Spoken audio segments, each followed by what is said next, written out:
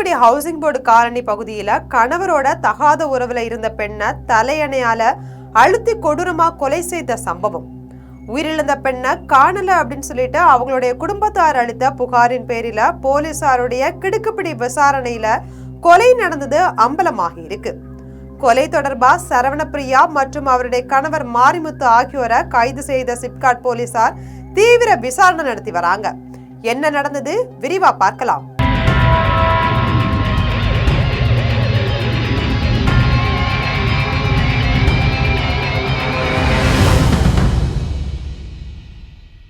Thoothukudi housing board colony பகுதியை சேர்ந்த கிருஷ்ணகுமார், பிருந்தாதேவி தம்பதியினர் 2 குழந்தைகளோட வாழ்ந்து வராங்க. இதுல கிருஷ்ணகுமார் வெளிநாட்டுல வேலை பார்த்து வராரு. இவங்க பக்கத்து வீட்டுல மாரிமுத்து, சரவணப்பிரியா அப்படின்ற தம்பதிங்க அவங்களும் 2 குழந்தைகளோட வாழ்ந்து வராங்க. கணவர் கிருஷ்ணகுமார் வெளிநாட்டுல இருக்கிறத பயன்படுத்தி மாரிமுத்துவும் பிருந்தாதேவியும் நெருங்கி பழகி இருக்காங்க. இது நாளடைவுல கள்ள தொடர்பா மாறி இருக்கு. மாரிமுத்து அவருடைய மனைவி சரவணப்பிரியாக்கு தெரியாம பிருந்தாதேவியோட இருக்கிறத வாடிக்கையாவும் வச்சிருக்காங்க. ஒரு சில நேரங்கள்ல சரவணப்பிரியா வீட்டுல இல்லாத நேரம் பார்த்து மாரிமுத்து பிருந்தாதேவியா அவருடைய வீட்டிற்கு வரவழைத்து தனிமையில இருந்தும் வந்திருக்காங்க. இந்த நிலையில தான் கடந்த 12ஆம் தேதி காலை சரவணப்பிரியா வீட்டுல இல்லாத நேரத்தை பயன்படுத்தி பிருந்தாதேவியா மாரிமுத்து வீட்டிற்கு வரவழைத்து தனிமையில இருந்திருக்காங்க. இந்த நேரத்துல எதிர்பாராத விதமா வீட்டிற்கு வந்த சரவணப்பிரியா இருவரும் தனிமையில இருக்கிறத பார்த்து அதிர்ச்சி அடைஞ்சிருக்காங்க.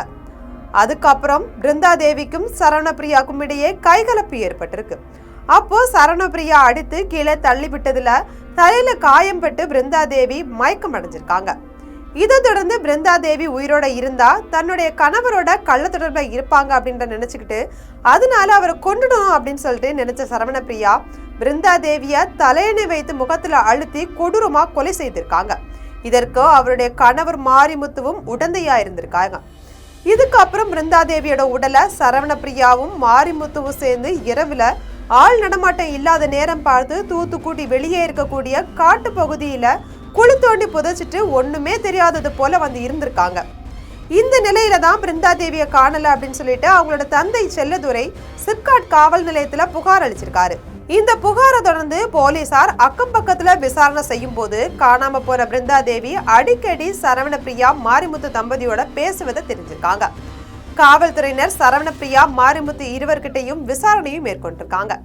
இதுல இருவருமே முன்னுக்கு பின் முரணான தகவலை கூறியதால சந்தேகமடைந்த போலீசார் மேற்கொண்ட தீவிர விசாரணையில மாரிமுத்துக்கும் பிருந்தாதேவிக்கும் இடையே இருந்த கள்ள தொடர்பால பிருந்தாதேவியா அடித்து தலையெண்ணையால முகத்துல அழுத்தி கொடூரமா கொலை செய்து காட்டு பகுதியில புதைத்ததா வாக்குமூலத்துல ஒப்புக்கொண்டிருக்காங்க.